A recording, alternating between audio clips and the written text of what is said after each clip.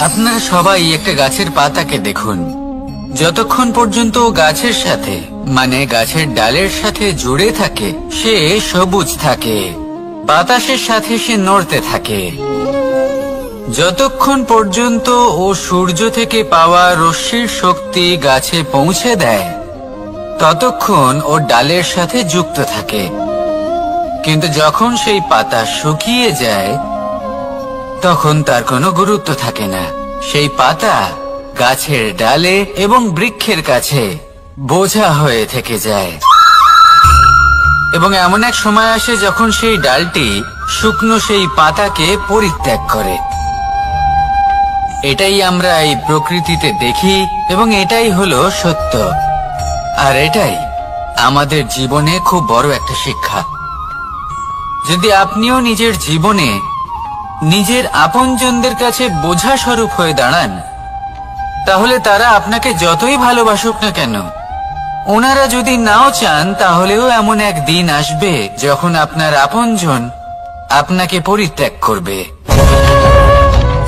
সেই জন্য সবসময় আত্মনির্ভর হয়ে ওঠার চেষ্টা করুন, নিরন্তর পরিশ্রম করতে থাকুন, কারোর ওপর বোঝা হয়ে থাকবেন না, বরং তার সাথে মিলে দায়িত্ব পালন করুন। এমনটা করবেন তাহলে আপনার সম্মানও বজায় থাকবে এবং সম্পর্কের মধ্যে আপনার মূল্যও বজায় থাকবে।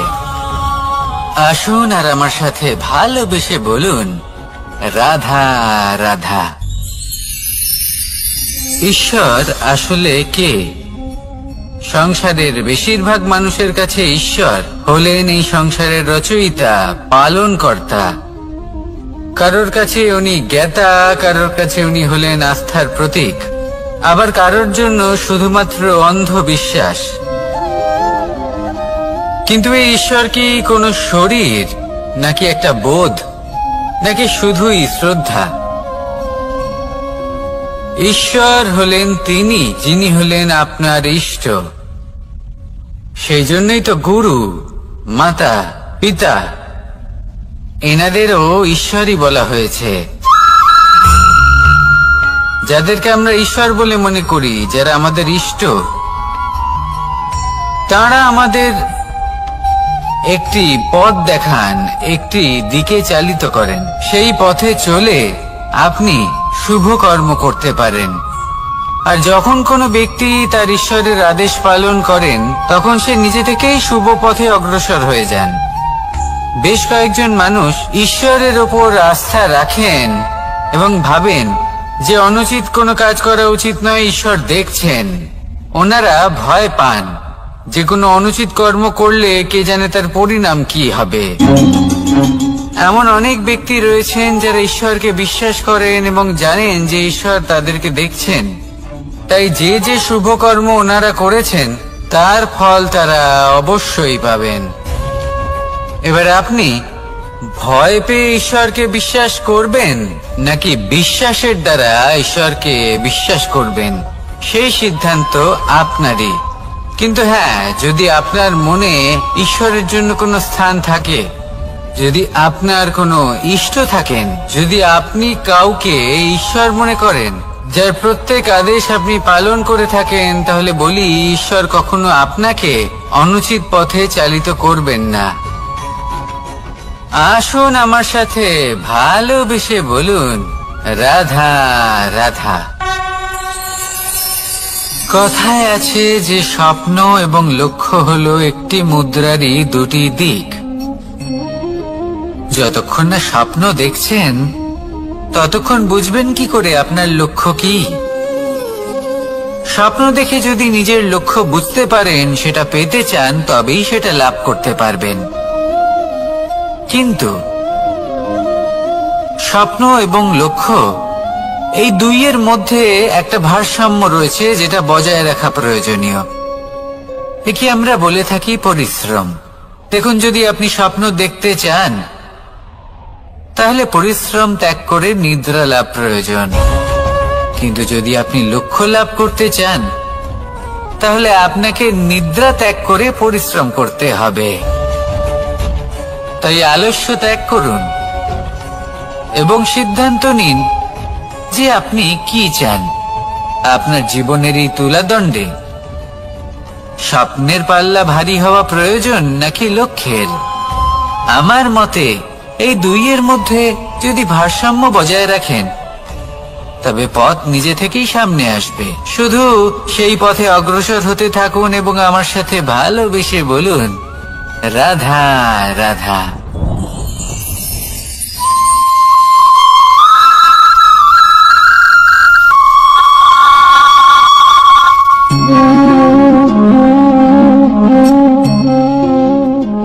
মোহনের বাঁশির এই সুর, এই সঙ্গীত কার না পছন্দ হয়? সবারই খুব ভালো লাগে। এবার এই সুর আসে কোথা থেকে? কেউ বলবেন কৃষ্ণের হৃদয় থেকে। সত্য কথা, এই সুর হৃদয় থেকে নির্গত হয় এবং প্রকট হয় এই বাঁশি থেকে। এই বাঁশিটাকে দেখুন, এই ছিদ্রগুলি দেখুন, প্রত্যেকটা সুর থেকে নিজস্ব একটা স্বর নির্গত হয়। এবার যে ব্যক্তি এই সমস্ত সুর এবং স্বর বুঝতে পারেন, এতে নিপুণ, তিনি এই বাঁশির দ্বারা যে সুর নির্গত করবেন তা তো মধুর অবশ্যই হবে। এবার জীবনের সাথেও কিছুটা এরকমই ঘটে। জীবনের কিছু নীতি থাকে, অর্থ, কুটুম্ব এবং আধ্যাত্মিক। যদি জীবনের প্রত্যেকটা মুহূর্ত সুখময় হয় এরকম আপনি চান, তাহলে এই তিনটি নীতিতে আপনাকে নিপুণ হতে হবে। কোনো একটি বিশেষ নীতির প্রতি যদি আপনি বেশি ঝুঁকে পড়েন, তাহলে বাকি দুই নীতি থেকে যা সুখ লাভ করা সম্ভব তা পারবেন না। ধন অর্জন করতে হবে পরিবারের জন্য, পরিবারের সুখ মনের শান্তির জন্য। মনে শান্তির প্রয়োজন মনের শুদ্ধতার জন্য। যখন এই মন শুদ্ধ হবে, জীবন শুদ্ধ হবে, পবিত্র হবে, সুন্দর হবে এবং ভালোবেসে বলবে, রাধা রাধা।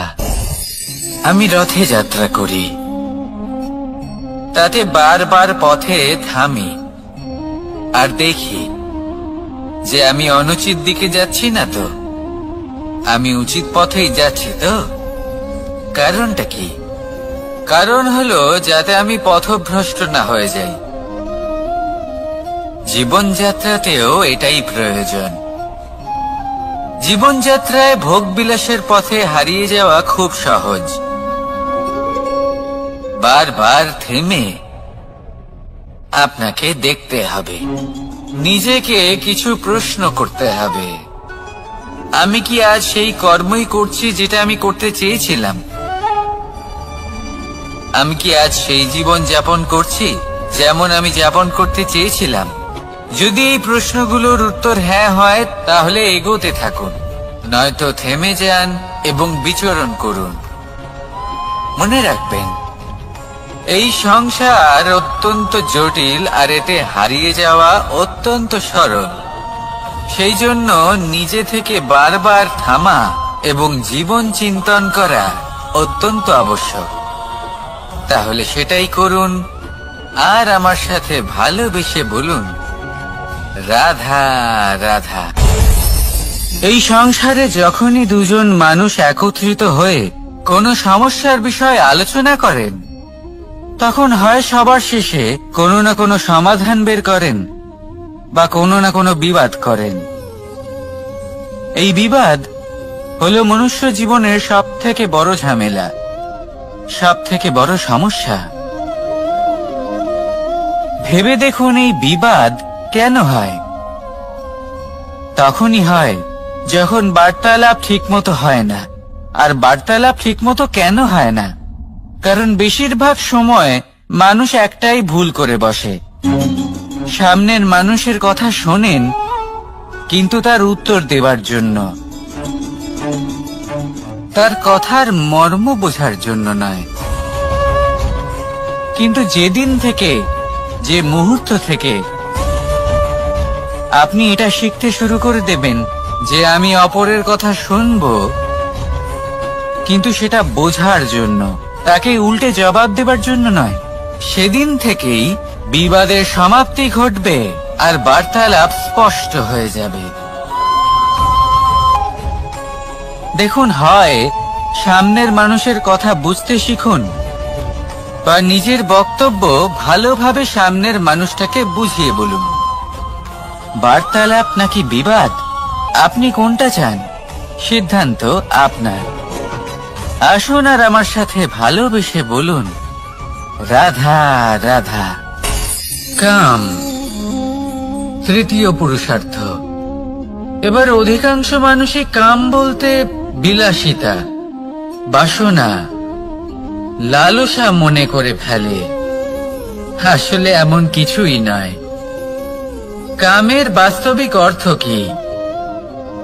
কামের বাস্তবিক অর্থ হলো কামনা। প্রতিটা ব্যক্তি, প্রতিটা মানুষ, প্রতিটা জীব এই সংসারে কোনো না কোনো বিশেষ কারণে আসে। সেই কারণকে পূর্ণ করার জন্য কর্ম করাকে কাম বলে। এখন সেটা সবার জন্য ভিন্ন হতে পারে। কারোর কাছে সেটা জ্ঞান অর্জন করা হতে পারে, আবার কারোর কাছে নির্মাণ করা হতে পারে। কারোর জন্য পরিবারকে সঞ্চালন করা হতে পারে, আবার কারোর জন্য এই সংসার থেকে পাপ দূর করা হতে পারে। কিন্তু সবথেকে গুরুত্বপূর্ণ হলো যে মানুষ যেন নিজের কর্ম ঠিক করে করে, সম্পূর্ণ যত্ন নিয়ে করে। তৃতীয় পুরুষার্থ মানে এই কাম। এটার অনুচিত অর্থ নিজেকে বোঝানো মানেই সমগ্র জীবনকে অর্থহীন করে দেওয়া। তাই প্রেম দ্বারা আপনার এই সংসারে আসার কারণটাকে অনুসন্ধান করুন, আর এই প্রেমের সাথেই বলুন, রাধা রাধা। প্রেম আড়াই অক্ষর, মাত্র আড়াই অক্ষরের এই শব্দ প্রেম, এর মধ্যে ত্রিলোকের এবং সমগ্র ব্রহ্মাণ্ডের বীজ নিহিত আছে। এমন কি আছে যে এই প্রেম করতে পারে না? যেখানে শক্তি এবং বিদ্যা প্রয়োগ করে আপনি কিছুই করতে পারবেন না, সেটাও প্রেম দ্বারা অর্জন করা সম্ভব। প্রেম চাইলে পাথরেও ফুল ফোটাতে পারে। প্রেম চাইলে ন্যাড়া পাহাড়ের বুক চিরে নদীপথ তৈরি করতে পারে। চাইলে নিরক্ষর ব্যক্তিকে সংসারের শ্রেষ্ঠ জ্ঞানী করে তুলতে পারে। শুধুমাত্র এই প্রেমের জন্য সবার দুষ্টু কানাই ঘনশ্যাম হয়ে উঠেছিল। শুধুমাত্র এই প্রেমের টানেই ত্রিলোকের স্বামী দ্বারকাধীশ নির্ধন সুদামার পদসেবাও করেছিলেন। এই প্রেম হলো সংসারের সবথেকে বড় শক্তি। এই সংসারের আধার হলো প্রেম। এমন কিচ্ছু নেই যা এই প্রেমের পক্ষে সম্ভব নয়। যেখানে বিদ্যা এবং শক্তি সাহায্য করতে পারে না, সেখানে এই প্রেম আপনাকে জয়ী করে দিতে পারে। তাহলে আসুন আর আমার সাথে ভালোবেসে বলুন, রাধা রাধা। আমরা যখনই কোনো যাত্রায় যাব বলে মনে করি, তখনই আমরা প্রস্তুত থাকি আসন্ন বিপদের জন্য বা সংকটের জন্য। যেমন যদি আমাদের মনে হয় যে আজকের পরিবেশ খুব ঠান্ডা হবে, তাহলে আমরা গরম বস্ত্র ধারণ করি বা সেটাকে সাথে নিয়ে যাই। যদি মনে হয় যে বৃষ্টি হতে পারে বা বৃষ্টি হয়ে চলেছে, আমরা দেখছি, তাহলে আমরা একটা ছাতা সাথে নিয়ে নিই। আমরা প্রস্তুত থাকতে চাই এবং এটাই উচিত, এবং সেই কারণেই আমরা যাত্রায় সাফল্য লাভ করি। কিন্তু যদি আমরা কথা বলি জীবনযাত্রা নিয়ে, যা কিনা সব থেকে বেশি গুরুত্বপূর্ণ, তাহলে তার জন্য আমরা পূর্ণরূপে প্রস্তুত থাকি না। আশেপাশের মানুষ, এই সমাজ, আমাদের সাথী, আমাদের মিত্ররা যে কোনো মুহূর্তে বদলে যেতে পারেন। সেই জন্য আমরা নিজেদেরকে কখনো সাবধান করি না, কখনোই নিজেদের প্রস্তুত করি না। আমাদের এটা কখনোই মনে হয় না যে এরকম হতে পারে, আর সেই কারণেই শেষে গিয়ে আমরা অত্যন্ত দুঃখ পাই। একটা অমূল্য শিক্ষা আছে যেটা আমাদের লাভ করা উচিত। সতর্ক থাকা উচিত। এই জীবনযাত্রার জন্য শুধুমাত্র এই পরিবেশের বিষয়ে তথ্য সংগ্রহ করা বা তাকে অনুমান করা এটুকু হলেই চলবে না। আমাদের আশেপাশের মানুষজনকে দেখতে হবে, তাদের স্বভাব পরিস্থিতির ওপর নজর রাখতে হবে। যখন তারা রং পাল্টাচ্ছেন নজর রাখতে হবে, তা অত্যন্ত আবশ্যক। পরিবর্তন আপনার জীবনে অবশ্যম্ভাবী। সঠিকভাবে তার সম্মুখীন হন। আসুন আমার সাথে ভালোবেসে বলুন, রাধা রাধা। আপনি এটা শুনে থাকবেন যে ছোট্ট একটা বালক, সে ঈশ্বরের প্রতিরূপ হয়। কিন্তু এমন কেন বলা হয় তা কি আপনি কখনো ভেবে দেখেছেন? আমি আপনাকে বলছি, কোন একটা ছোট্ট বালককে দেখুন, সে কি করে? সকলকে সমান চোখে দেখে। ওর মনে না কোনো ছলনা রয়েছে, না কোনো কপটতা, না অহংকার রয়েছে, আর না কোনো বিষয় নিয়ে কোনো চিন্তা।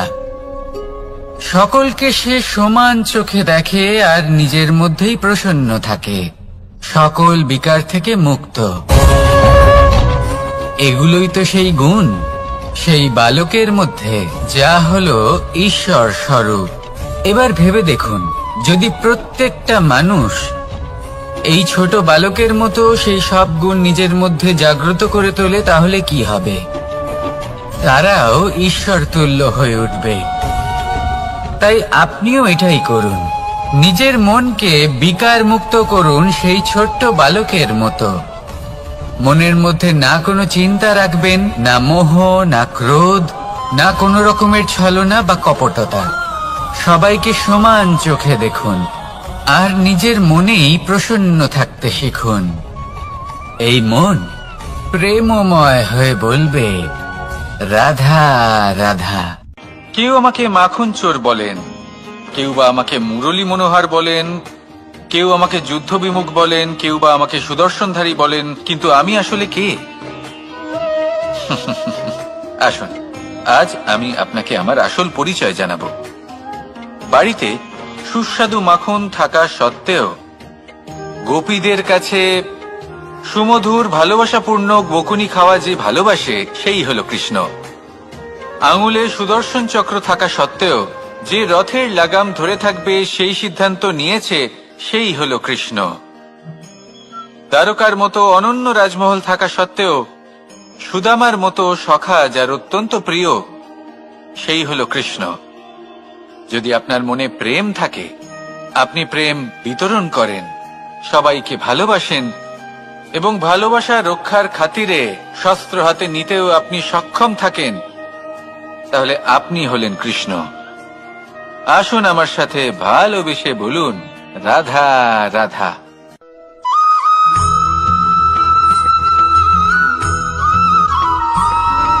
ধন, সম্পদ, ঐশ্বর্য, মানুষ হয় নিজের সৌভাগ্যের দ্বারা এগুলো লাভ করে থাকেন বা কর্মের দ্বারা। সৌভাগ্য আসলে কি?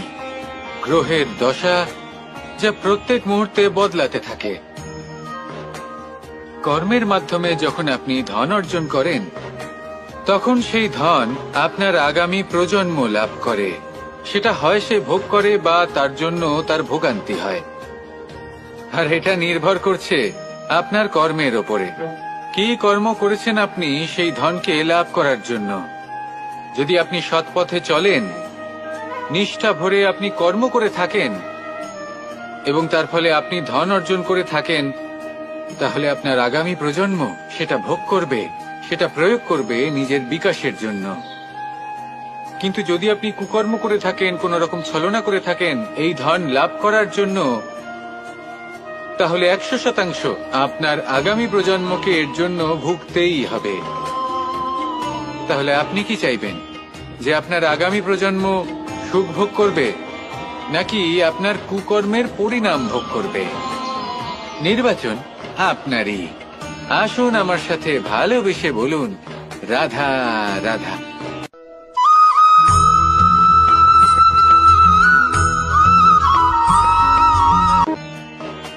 এমন অনেক মানুষ আছেন যারা আমাকে ভগবানের পরিভাষা জানতে চান, যে ভগবান আসলে কি, তিনি কেমন। এবার দেখুন, ভগবান হোক বা আপনার স্বপ্ন হোক বা আপনার লক্ষ্য হোক না কেন, সেই লক্ষ্য তখনই পূর্ণ হয়, তখনই তাকে লাভ করা সম্ভব যখন আপনার দৃষ্টিভঙ্গি মঙ্গলময় হয়, যখন আপনি নিজে মনে করবেন যে আমি যেটা পেতে চাইছি তা শুভ। উদাহরণস্বরূপ, কোনো পাখিকে দেখুন, সে গাছের ডালে বসে এবং সেখানেই বিশ্রাম করে, কিন্তু পড়ে না। কেন? কারণ ওর বিশ্বাস যে যে শাখার উপরে ও বসে আছে সেটাই হলো ওর বাসস্থান। যদি আপনি বিশ্বাস করেন তাহলে আপনি পাথরের মধ্যেও ভগবান দর্শন করতে পারবেন, আর যদি বিশ্বাস না থাকে তাহলে যদি ভগবান সামনে দাঁড়িয়েও থাকে তবেও আপনার বিশ্বাস হবে না। তাই বিশ্বাস করতে শিখুন। এই বিশ্বাসের আধারেই আপনি সেই সব কিছু পাবেন যা আপনি পেতে চাইছেন। আসুন আমার সাথে ভালোবেসে বলুন, রাধা রাধা।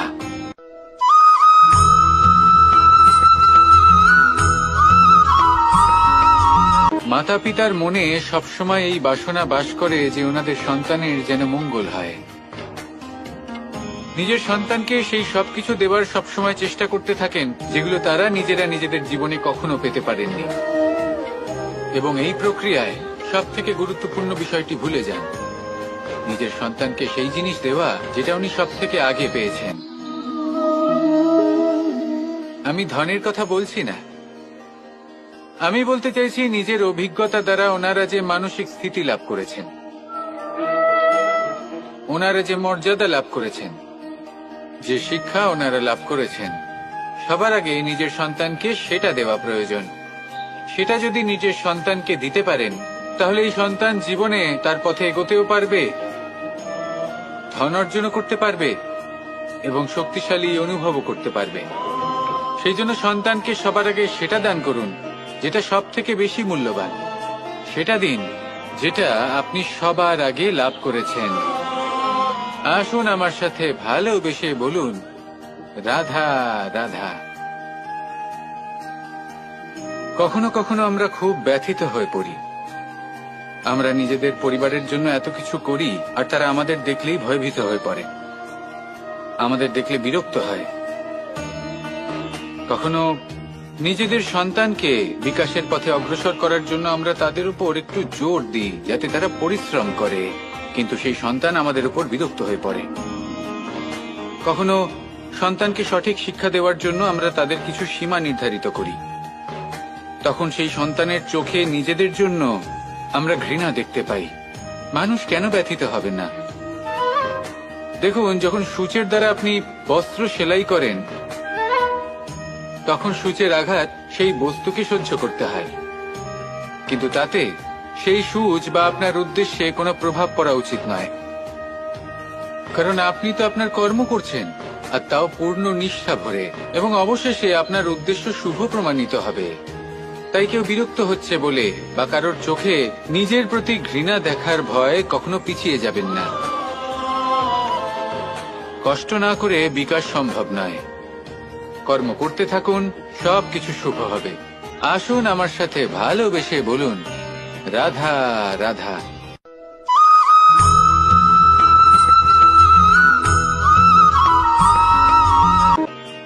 জল হলো জীবনের আধার। যদি জল না থাকে এই সংসারের জীবনের কোনো অস্তিত্ব নেই। এই জল হলো শুদ্ধ, পবিত্র। কিন্তু যখন এই জল পরিবেশের সংস্পর্শে আসে তখন ধুলো, ময়লা, কাদা এবং অন্যান্য বস্তু দ্বারা এই জল পূর্ণরূপে দূষিত হয়ে যায়। এবার যদি এই জলের শুদ্ধিকরণ করতে হয় তাহলে আমরা এই জলকে অস্থির হতে দিই না, তাকে স্থিরভাবে রেখে দিই। আর সেটা করলে সেই জল নিজে থেকেই সকল অশুদ্ধি ত্যাগ করে দেয়, নিজে থেকেই নিজেকে শুদ্ধ করে তোলে। এটা কিন্তু আমাদের মনের সাথেও হয়ে থাকে। এই সংসারে এত সমস্যার সম্মুখীন হয়েও কোথাও না কোথাও আমাদের এই মন মলিন হয়ে যায়, এতে নেতিবাচক ভাব জাগ্রত হয়। সেই মুহূর্তে আপনি কোনোভাবে রাগ করবেন না, মন খারাপ করবেন না, তাড়াতাড়ি কোনো সিদ্ধান্ত নেবেন না, কোনো প্রতিক্রিয়া দেবেন না। শুধু নিজের এই মনকে শান্ত করে রাখবেন, শান্ত মনে দিন যাপন করবেন। যদি এটা করেন তাহলে আপনি নিজে থেকেই বুঝতে পারবেন যে কি কি অশুভ ভাব আপনার মধ্যে জাগ্রত হয়েছে আর কি কি শুভ চেতনা আপনাকে জাগ্রত করতে হবে। আপনি নিজে থেকেই এমন পথ খুঁজে পাবেন যার দ্বারা এই অশুদ্ধি আপনি ত্যাগ করতে পারবেন। আসুন আমার সাথে ভালোবেসে বলুন, রাধা রাধা।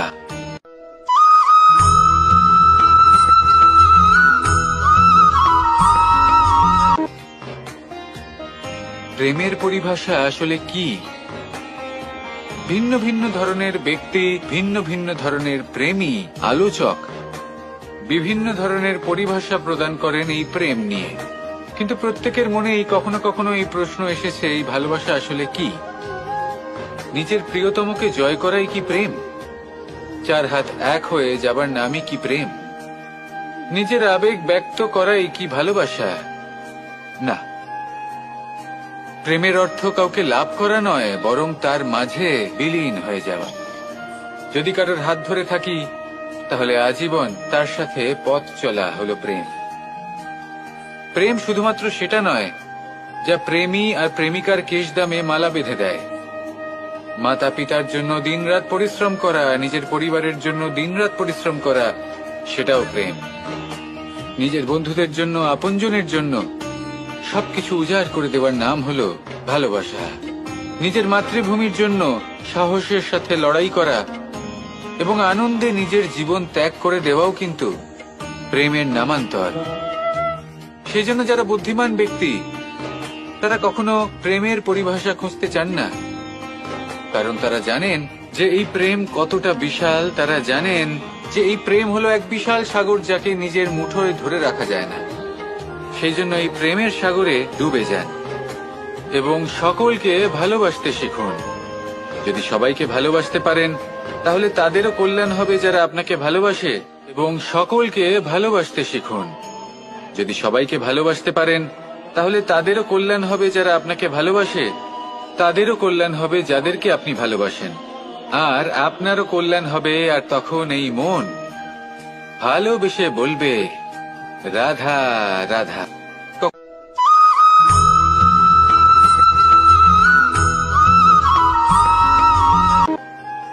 যদি আপনি নিজের জীবনে প্রকৃত বন্ধু নির্বাচন করতে চান তাহলে তার আগে দর্পণ আর ছায়া এই দুইয়ের বিশেষত্বর বিষয়ে জানাটা অত্যন্ত প্রয়োজনীয়।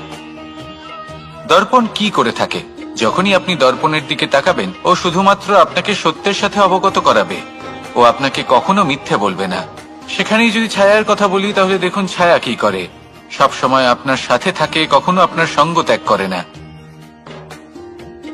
এবার আপনার জীবনে যদি এমন কোনো বন্ধু আসে যে সবসময় আপনাকে সত্য কথা বলবে, আপনার অপগুণের বিষয়ে যদি আপনাকে বলে কিন্তু তাও সে সত্যিই বলবে, তাহলে তার উদ্দেশ্য কিন্তু আপনাকে দুঃখ দেওয়া নয়। সে আপনার অজ্ঞানতা, আপনার ভ্রম দূর করতে চায়। যদি আপনি কোনো অনুচিত পথে চলতে থাকেন তাহলে সে আপনাকে বাধা দিতে চায়। আর যদি সেই মিত্রই ছায়া সঙ্গীর মতো হয়, সে কখনোই সুখ দুঃখে আপনার সঙ্গ ত্যাগ করবে না। তার উদ্দেশ্য হলো সবসময় আপনাকে রক্ষা করা। তাই এরকম দর্পণ বা ছায়ার মতো কোনো বন্ধু যদি আপনার জীবনে আসে তাহলে তাকে কোথাও যেতে দেবেন না। সে আপনার জীবনকে সুখময় করে তুলবে। আর যদি আপনার জীবনে উপস্থিত বন্ধু এমন না হয় তাহলে তাকে নিজের থেকে দূরে করে দেওয়াই বাঞ্ছনীয়। তাহলে দর্পণ আর ছায়ার মতো প্রকৃত এবং ভালো বন্ধুকে নিজের জীবনে স্থান দিন আর আমার সাথে ভালোবেসে বলুন, রাধা রাধা।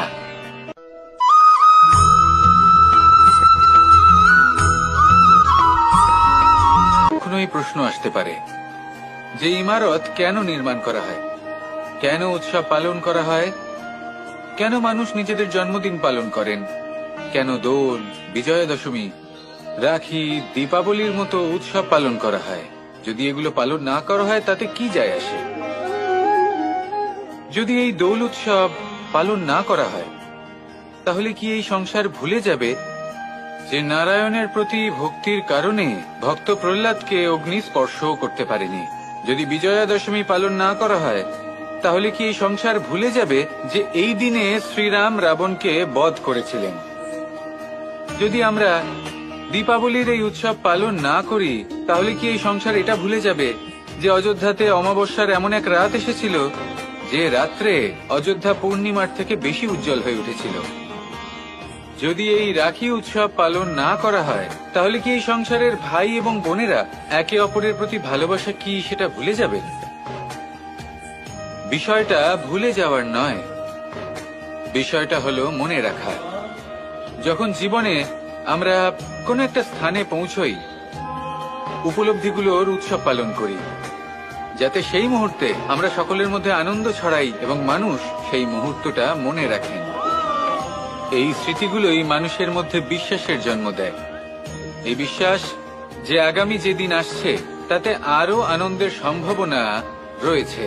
ভালোবাসার এই উৎসব, ভালোবাসার এই পার্বণ, এটা মানুষের মনে বিশ্বাসের জন্ম দেয় যে প্রত্যেক যুগে কেউ না কেউ এসেছে এবং পরবর্তীতেও আসবে। তাহলে আসুন আমরা ডুবে যাই আমার লীলার এই প্রেম যাত্রায় এবং ভালোবাসার এমন একটা উৎসব পালন করা যাক যা এই সংসার যুগ যুগ পর্যন্ত মনে রাখবে। তাহলে আসুন আর আমার সাথে ভালোবেসে বলুন, রাধা রাধা।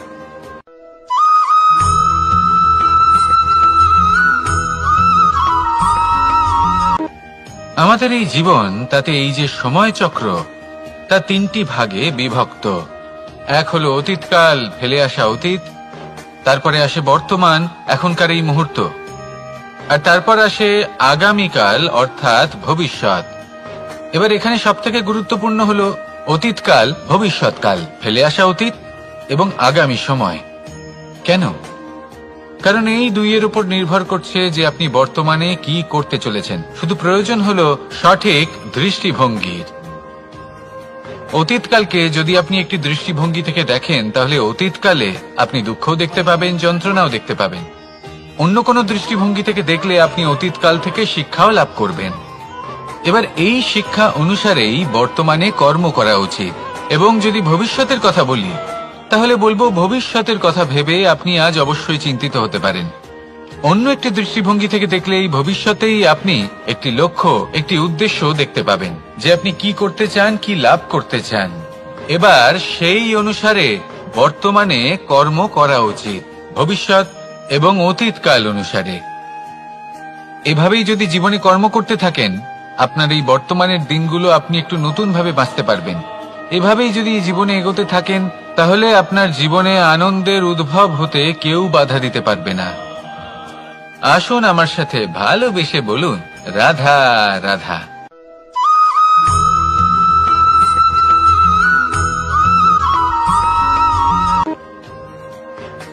সমুদ্র মন্থনের সময় দুই ধরনের রত্ন লাভ করা হয়েছিল। প্রথম হলাহল, যার প্রভাব থেকে এই সমস্ত সংসারের জীবের প্রাণ বাঁচানোর জন্য মহাদেব তাকে নিজের কণ্ঠে ধারণ করে নিয়েছিলেন।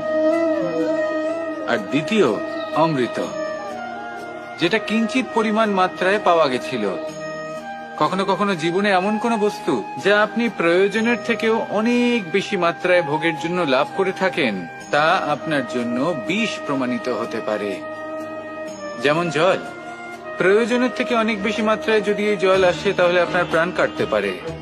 কিন্তু পরিশ্রমের পরে এক পাত্র শীতল জল দ্বারা আপনি যদি স্নান করে নেন, তাহলে তা আপনার শরীরের জন্য অমৃত হবে। পরিশ্রম করার পরে যদি আপনার শরীর এক পাত্র খাবার লাভ করে, তাহলে তা আপনার শরীরের জন্য অমৃত। কিন্তু যদি কোনো পরিশ্রম না করেই আপনি দিনরাত শুধুই খাবার গ্রহণ করতে থাকেন, তাহলে আপনার কাছে তা বিষ সমান। বিষ এবং অমৃত গ্রহণ করাটা আপনার উপরে নির্ভর করছে। কোনো বস্তু আপনার পক্ষে বিষও হতে পারে, আবার অমৃতও হতে পারে।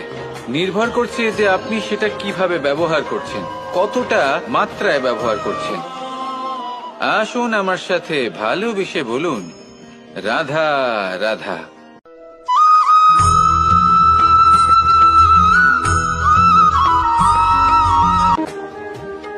সুখ, দুঃখ, মৃত্যু, মহামারী, এগুলো কখনো বলে আসে না, আবার জিজ্ঞাসা করেও আসে না।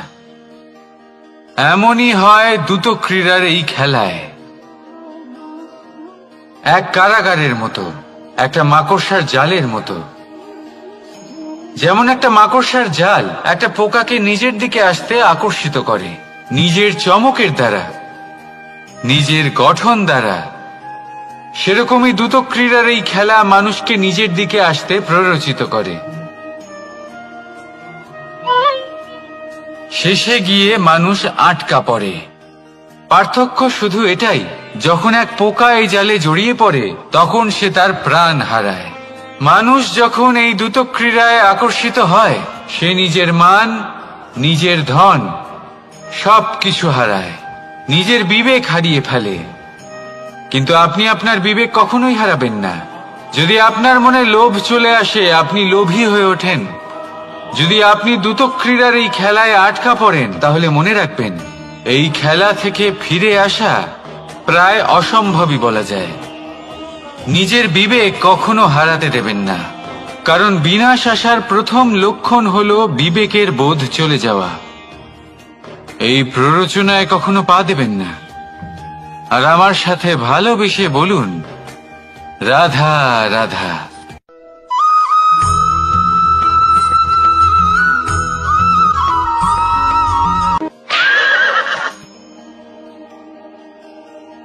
প্রেম 2.5 অক্ষর, মাত্র 2.5 অক্ষরের এই শব্দ প্রেম, এর মধ্যে ত্রিলোকের এবং সমগ্র ব্রহ্মাণ্ডের বীজ নিহিত আছে। এমন কি আছে যা এই প্রেম করতে পারে না? যেখানে শক্তি এবং বিদ্যা প্রয়োগ করে আপনি কিছুই করতে পারবেন না, সেটাও প্রেম দ্বারা অর্জন করা সম্ভব। প্রেম চাইলে পাথরেও ফুল ফোটাতে পারে। প্রেম চাইলে ন্যাড়া পাহাড়ের বুক চিরে নদীপথ তৈরি করতে পারে।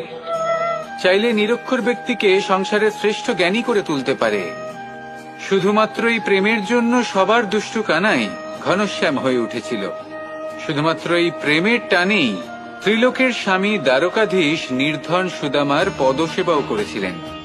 এই প্রেম হলো সংসারের সবথেকে বড় শক্তি। এই সংসারের আধার হলো প্রেম। এমন কিচ্ছু নেই যা এই প্রেমের পক্ষে সম্ভব নয়। যেখানে বিদ্যা এবং শক্তি সাহায্য করতে পারে না, সেখানে এই প্রেম আপনাকে জয়ী করে দিতে পারে। তাহলে আসুন আর আমার সাথে ভালোবেসে বলুন, রাধা রাধা।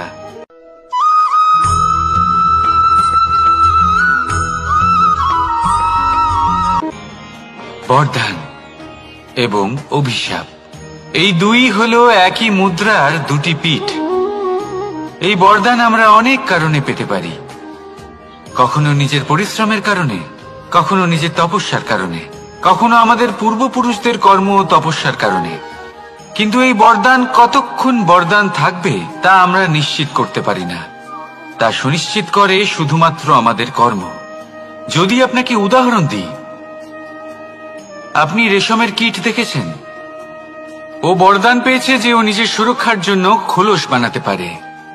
এবারও তাতে এত মত্ত হয়ে যায় যে এমন এক আবরণ বানিয়ে ফেলে যাতে সে নিজেই আবদ্ধ হয়ে চাপা পড়ে মরে যায়। এটার তাৎপর্য কি?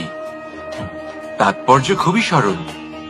গর্ব করা খুবই ভালো, কিন্তু অহংকার করা কখনোই উচিত নয়। যদি অহংকার মনের মধ্যে প্রবেশ করে, তাহলে এই বরদান অভিশাপে পরিণত হতে সময় লাগে না। আর যদি কর্মশ্রেষ্ঠ হয়, তাহলে অভিশাপ বরদানে পরিণত হয়। তাহলে আসুন শ্রেষ্ঠ কর্ম করুন আর আমার সাথে ভালোবেসে বলুন, রাধা রাধা।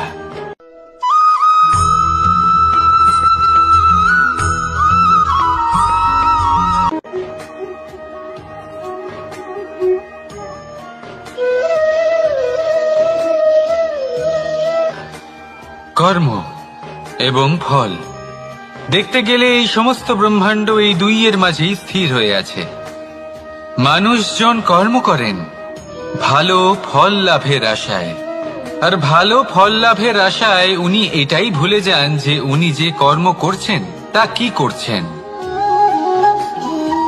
আমি বলেছিলাম কর্ম করুন ফলের চিন্তা না করে, কিন্তু কি কর্ম করছেন সেই বিষয়ে ভাবাটাও অত্যন্ত আবশ্যক।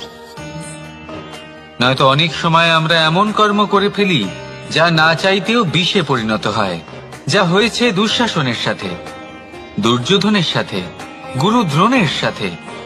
একজনের মানসিকতা উচিত ছিল না, একজনের বিবেক উচিত ছিল না, আরেকজন যে পক্ষ নির্বাচন করেছিলেন সেই পক্ষ উচিত ছিল না।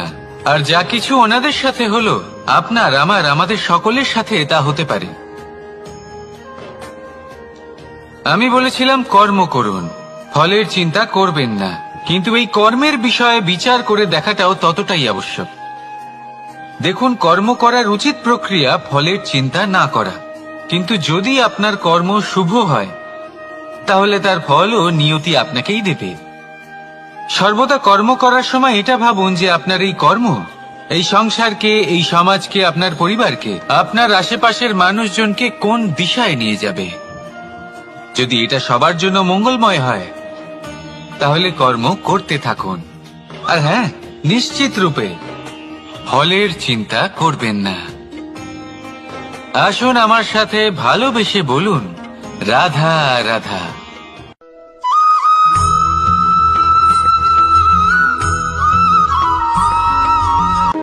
শব্দই হলো শূন্য, শব্দই হলো আরম্ভ, শব্দই হলো অন্ত, শব্দই হলো অমর, শব্দই হলো ব্রহ্ম। এই শব্দ হলো অত্যন্ত বিশেষ। কেউ কাঁদলে তাকে হাসিয়ে তোলে, কেউ হাসলে তাকে কাঁদিয়ে দেয়। কারোর মনে উদ্দীপনা জাগিয়ে তুলতে পারে, আবার কারোর মনে কাঁটা হয়ে বিঁধে থাকতে পারে। একটা অত্যন্ত গুরুত্বপূর্ণ কথা যা বোঝা অত্যন্ত আবশ্যক। আপনার মন, আপনার হৃদয়ে যতই শুদ্ধ হোক না কেন, যতই পবিত্র হোক না কেন, আপনার দৃষ্টিভঙ্গি যতই স্পষ্ট হোক না কেন, যদি আপনার কথা পবিত্র না হয়, যদি আপনার শব্দ শুদ্ধ না হয়, তাহলে তা আপনাকে আপনার কর্মফল ভোগ করতে বাধ্য করবেই। একটা সহজ উদাহরণ দিই। আপনার জীবনে এমন কেউ অবশ্যই থাকবেন যাকে আপনি পছন্দ করেন না, যিনি হয়তো অধর্মী মানুষ, যিনি হয়তো দুর্বুদ্ধি সম্পন্ন মানুষ, কিন্তু তার জন্য অপশব্দ প্রয়োগ করলে তার মধ্যে কোনো পরিবর্তন আসবে না, তার মানসিকতা বদলাবে না, শুধু মনে প্রতিশোধ স্পৃহা জেগে উঠবে, মনে হিংসা জাগবে, আর কিচ্ছু নয়। সেই জন্য নিজের শব্দকে নিয়ন্ত্রণ করুন, নিজের কথা সংযত করুন। শ্রেষ্ঠ থেকে শ্রেষ্ঠতর মানুষকেও সাবধানী হতে হয়, কারণ যদি এই শব্দের প্রয়োগ সঠিক না হয় তাহলে আজীবন মানুষকে নির্বাক হয়ে থাকতে হতে পারে। তাহলে নিজের শব্দ নিয়ন্ত্রিত রাখুন, নিজের কথাকে শুভ করুন, এতে প্রেমবোধ জাগিয়ে তুলুন, আর সেই প্রেমবোধ নিয়েই বলুন, রাধা রাধা।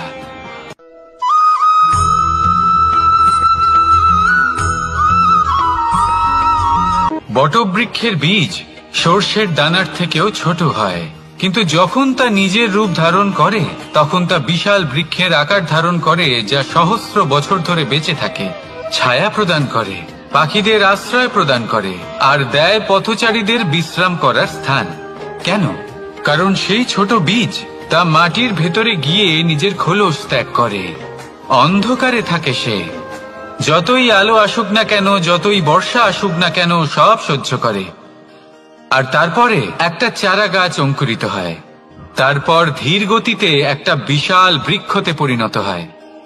দেখুন, জীবনে কঠিন সময় আসে, এই জন্য নয় যে আপনি হার মেনে নেবেন, এই জন্য আসে যাতে আপনি ভবিষ্যৎ নির্মাণের জন্য নিজেকে তৈরি করতে পারেন। যদি কঠিন সময়ে আপনি ওই বীজের মতো দৃঢ় হয়ে থাকতে পারেন, তাহলে আপনিও একদিন সেই বিশাল বৃক্ষের মতো নিজের অস্তিত্ব গড়ে তুলতে পারবেন, যা সহস্র বছর পর্যন্ত মনে রাখা হবে। আসুন আমার সাথে ভালোবেসে বলুন, রাধা রাধা।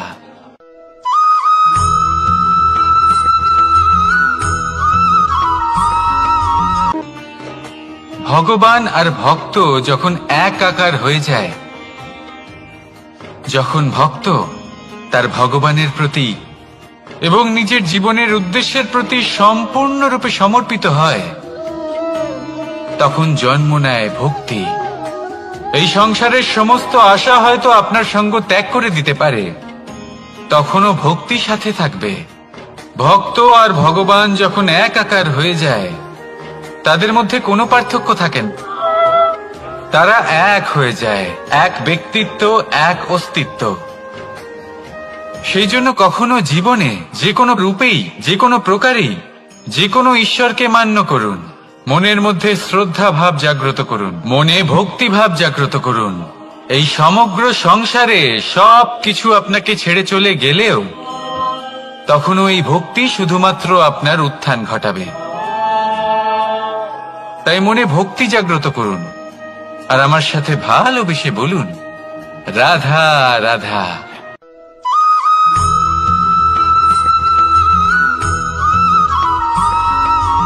বটবৃক্ষের বীজ সর্ষের দানার থেকেও ছোট হয়, কিন্তু যখন তা নিজের রূপ ধারণ করে তখন তা বিশাল বৃক্ষের আকার ধারণ করে, যা সহস্র বছর ধরে বেঁচে থাকে, ছায়া প্রদান করে, পাখিদের আশ্রয় প্রদান করে আর দেয় পথচারীদের বিশ্রাম করার স্থান। কেন? কারণ সেই ছোট বীজ তা মাটির ভেতরে গিয়ে নিজের খোলস ত্যাগ করে। অন্ধকারে থাকে সে, যতই আলো আসুক না কেন, যতই বর্ষা আসুক না কেন, সব সহ্য করে। আর তারপরে একটা চারা গাছ অঙ্কুরিত হয়, তারপর ধীর গতিতে একটা বিশাল বৃক্ষতে পরিণত হয়। দেখুন, জীবনে কঠিন সময় আসে, এই জন্য নয় যে আপনি হার মেনে নেবেন, এই জন্য আসে যাতে আপনি ভবিষ্যৎ নির্মাণের জন্য নিজেকে তৈরি করতে পারেন। যদি কঠিন সময়ে আপনি ওই বীজের মতো দৃঢ় হয়ে থাকতে পারেন, তাহলে আপনিও একদিন সেই বিশাল বৃক্ষের মতো নিজের অস্তিত্ব গড়ে তুলতে পারবেন, যা সহস্র বছর পর্যন্ত মনে রাখা হবে। আসুন আমার সাথে ভালোবেসে বলুন, রাধা রাধা।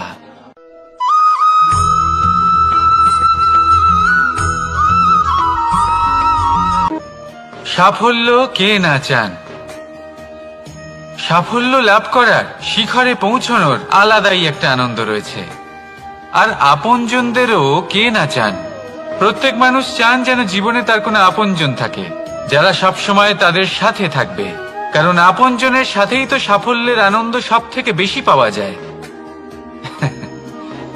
কিন্তু আসলে কি হয়, অনেক সময় সাফল্যের খোঁজে সেই পথে চলতে চলতে আমরা আপনদের থেকে দূরে চলে যাই, না চাইতেও দূরে চলে যেতে হয়, ওনাদের সাথে সময় কাটাতে পারি না।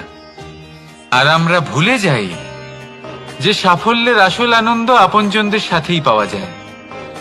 সফল হওয়ার পরে আপনদের সাথে দেখা হলে তাদের চোখে আমাদের জন্য যে আবেগ থাকে, যে সম্মান, যে প্রেম থাকে, সেটাই হলো আসল পুরস্কার। আমরা সেই কথা ভুলে যাই এবং একা হয়ে পড়ি। বেশিরভাগ সময় এটাই হয়, বেশিরভাগ সময় সফল মানুষগুলি একা হয়ে যান। এবার আপনি কি চান? আপনি অসফল হয়ে দিনগুলি একাকিত্বে কাটাতে চান, নাকি সফল হয়ে আপনজনদের সাথে আনন্দে থাকতে চান? সেই সিদ্ধান্ত আপনার। সাফল্যের পেছনে ছুটুন, নিজেকে উজাড় করে দিন, কিন্তু আপনজনদের সঙ্গ ত্যাগ করবেন না। সেই আপনজন যারা আপনার সাফল্যের জন্য দায়ী, সেই আপনজন যিনি আপনার সাফল্যে আনন্দ পান, সুখ লাভ করেন, তাদের কখনো ত্যাগ করবেন না। আসুন আমার সাথে ভালোবেসে বলুন, রাধা রাধা।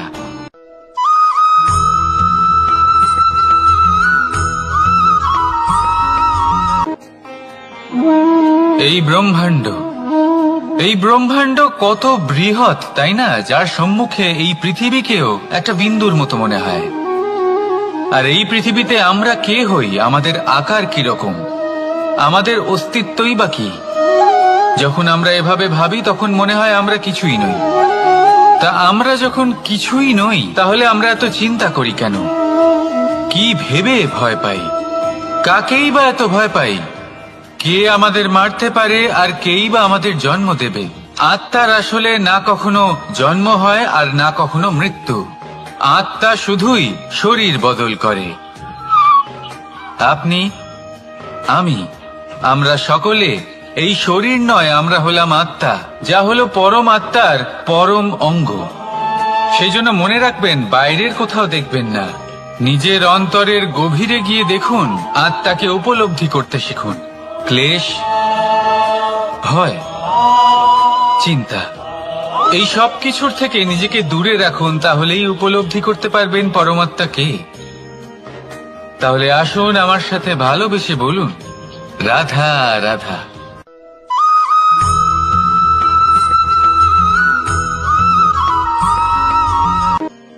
মানুষ আর ধন, এই দুইয়ের মধ্যে সম্পর্ক খুব ঘনিষ্ঠ।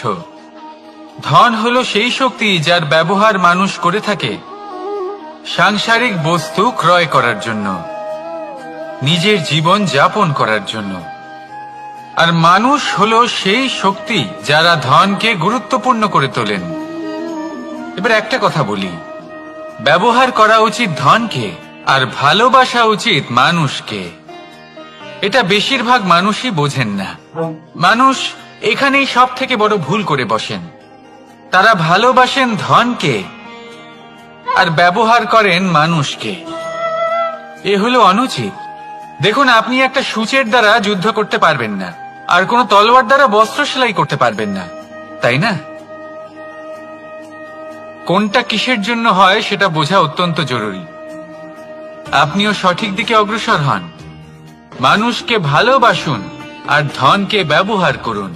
যদি আপনি মানুষকে ব্যবহার করেন তাহলে আপনি ভালোবেসে ফেলবেন ধনকে, আর এই ভালোবাসা ধীরে ধীরে পরিণত হবে লোভে, আর ধীরে ধীরে এটা আপনাকে বিনাশ করে দেবে। তাহলে সমস্ত মানুষকে ভালোবাসুন আর এইভাবে ভালোবেসে বলুন, রাধা রাধা।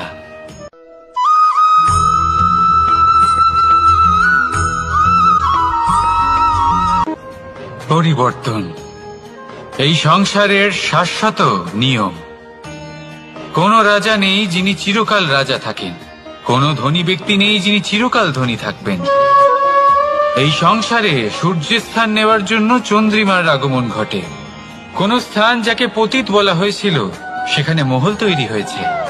কোন স্থান যাকে আজ মলিন বলা হয়েছে কাল সেখানে মন্দিরও স্থাপন হতে পারে। কোন ঋতু চিরকালের জন্য থাকে না, কখনো সময় চিরকাল একরকম থাকে না। আজ যা আপনার কাছে রয়েছে কাল অন্য কারোর ছিল। আজ যে আপনার কাছে রয়েছে কাল তা অন্য কারোর কাছে চলে যাবে। আপনার সাথে কিছু থাকলে তা হলো আপনার কর্ম, কিন্তু সেই কর্মের পরিণামও আপনার নয়। আপনি শুধু কর্ম করুন, বাকি সবকিছুই পরিবর্তনশীল। কিন্তু সেই পরিবর্তনকে দেখে ভয় পাওয়ার প্রয়োজন নেই, তাকে স্বাগত জানান। যদি আপনি হাসি মুখে সেই পরিবর্তনকে স্বাগত জানান তাহলে এই পরিবর্তনও হাসি মুখে আপনার সাথে থাকবে। আসুন আমার সাথে ভালোবেসে বলুন, রাধা রাধা।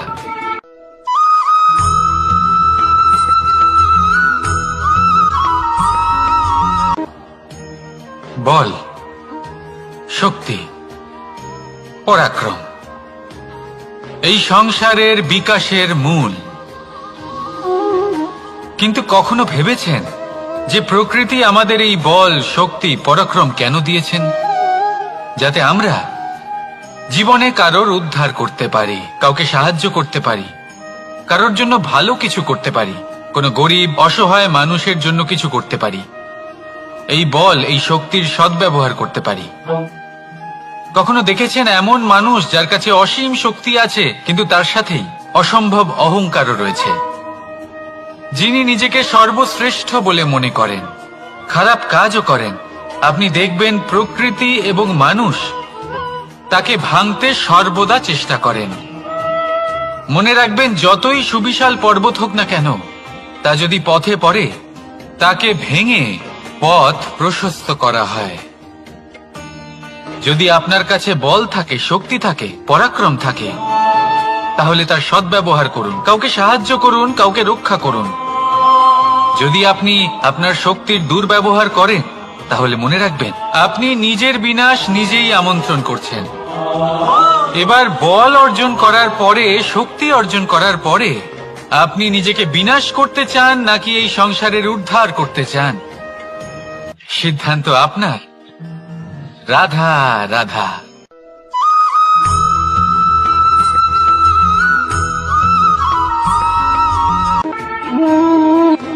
সময়, এই সময় আসলে কি? এই সময় একটা সরল রেখা তো কখনোই নয়। সময় হলো একটা চক্র, যেখানে এর আদি সেখানেই হলো এর অন্ত, আর যেখানে তা শেষ হয় সেখান থেকেই তার শুরু হয়। এই সময় একটা অত্যন্ত বিচিত্র চিন্তা, বিচিত্র ভাবনা। এ একটা বিচিত্র বস্তু যা কেউ বুঝতে পারেন না। এই সময়ের লীলা, এর কোনো প্রমাণ নেই, কোনো জ্ঞান নেই, কোনো পরিমাপ নেই। শুধু এটুকু আমরা জানতে পারি, যেখানে শেষ হবে সেখান থেকে একটা নতুন সূচনাও হবে। যা আজ আপনার কাছে আছে কাল অন্য কারোর কাছে যাবে, তারপরে তার কাছ থেকেও অন্য কারোর কাছে যাবে, তারপরে তার থেকেও ছিনিয়ে নেওয়া হবে। এই নিয়তির একজনের কাছ থেকে অন্যজনের কাছে আদান প্রদানের এই সময় হলো আপনার সময়। এই সময়ের সদ্ব্যবহার করুন, এই সময়কে বাঁচুন। আপনাকে শুধু এটাই সুনিশ্চিত করতে হবে যে আপনি কোন পক্ষে আছেন। আর সত্যি বলতে কি, আপনার জীবনের পরিণাম নির্ভর করে আপনার নির্বাচনের ওপর। আপনি কোন পক্ষ নির্বাচন করছেন। তাহলে মনে রাখবেন, জীবনে সেই পক্ষই নির্বাচন করবেন যা চয়ন করার পরে আপনি সুখ অনুভব করবেন, আপনি সন্তোষ লাভ করবেন, প্রসন্নতা লাভ করবেন। আর আমি এটাই সুনিশ্চিত করব যে এই পক্ষ যেন শান্তির পক্ষ হয়, এই পক্ষই যেন প্রেমের পক্ষ হয়। তাহলে চিন্তা করবেন না, আর আসুন আমার সাথে ভালোবেসে বলুন, রাধা রাধা।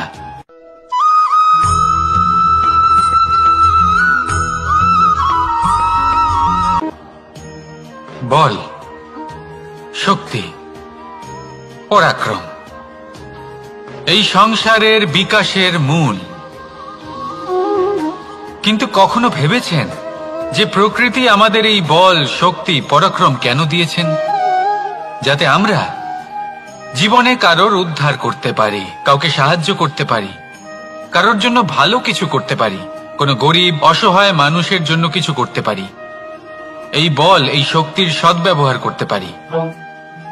কখনো দেখেছেন এমন মানুষ যার কাছে অসীম শক্তি আছে কিন্তু তার সাথেই অসম্ভব অহংকারও রয়েছে, যিনি নিজেকে সর্বশ্রেষ্ঠ বলে মনে করেন, খারাপ কাজও করেন।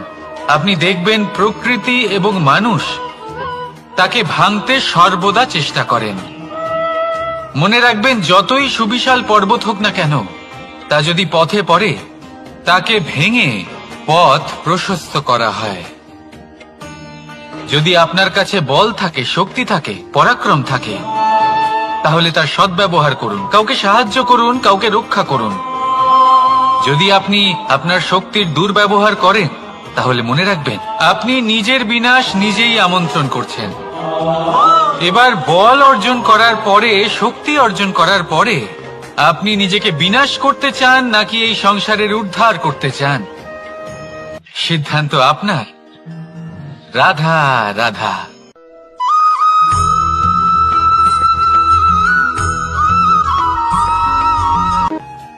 দৃষ্টি আর দৃষ্টিভঙ্গি, এই সমগ্র লীলা হলো এই দুইয়ের। বিচিত্র হতে পারে কিন্তু এটাই সত্যি। এবার আপনাকে একটা উদাহরণ দিয়ে বোঝাই। অনেক সময় আপনি কোনো ব্যক্তিকে এটা বলতে শুনবেন যে আমি আমার নিজের উপরে গর্ব করি, আমি নিজেকে নিয়ে গর্ব করি, আমি খুব ভালোভাবে আমার মা বাবার সেবা করি, ওনাদের আমি সবসময় সুখী রাখি, ওনাদের আমি একটা বাড়ি দিয়েছি, সকল সুখ সুবিধা দিয়েছি, ওনাদের জীবনে প্রত্যেক জিনিস দিয়েছি আর দেব যা তাদের প্রয়োজন। এবার আমাকে বলুন যে আপনি কে হন? আপনি হলেন সেই বীজ যা আপনার মাতা পিতা রোপণ করেছেন। আপনার মা বাবাই আপনাকে এই সংসারে জন্ম দিয়েছেন। এবার এইসব কথার কি তাৎপর্য? এই হলো সেই ব্যক্তির দৃষ্টিভঙ্গি। এবার দেখা যাক এই প্রকৃতি আমাদের কি শেখায়। কখনো কোনো গাছকে দেখবেন, যখন সেই গাছে ফল আসে, সে মালিকে এটা বলে না যে দেখো আমি তোমাকে ফল খেতে দিচ্ছি। সেই বৃক্ষ এটা বলে না যে দেখো আমি তোমায় আহার করতে দিচ্ছি, কারণ ও জানে যে এটা হলো সেই মালির পরিশ্রম, এটা হলো তারই কর্মের ফল আর এটা তারই পাওয়া উচিত। সে বলে যে তোমার জিনিস তোমাকেই অর্পণ করলাম, এ আমার জিনিস নয়। ও জানে সেই মালির গুরুত্ব আসলে কি, এটা হলো তার দৃষ্টিভঙ্গি। সেই জন্য আপনি জীবনে কোন ব্যক্তির মধ্যে, কোন পশু পাখির মধ্যে, কোন প্রাণীর মধ্যে, কোন পরিস্থিতিতে, কোন আবেগের মুহূর্তে কি দেখতে পাচ্ছেন, সেটা আপনার দৃষ্টিভঙ্গির উপরে নির্ভর করছে। তাই নিজের মনে ধনাত্মক ভাব জাগ্রত করুন, শুভ চিন্তা নিয়ে আসুন। এই ভাবনাই সত্য হয়ে সামনে আসবে। এই দৃষ্টিভঙ্গি এমন হয়ে যাবে যে আপনার জীবনে সবকিছুই শুভ হবে। তাহলে আসুন আর আমার সাথে ভালোবেসে বলুন,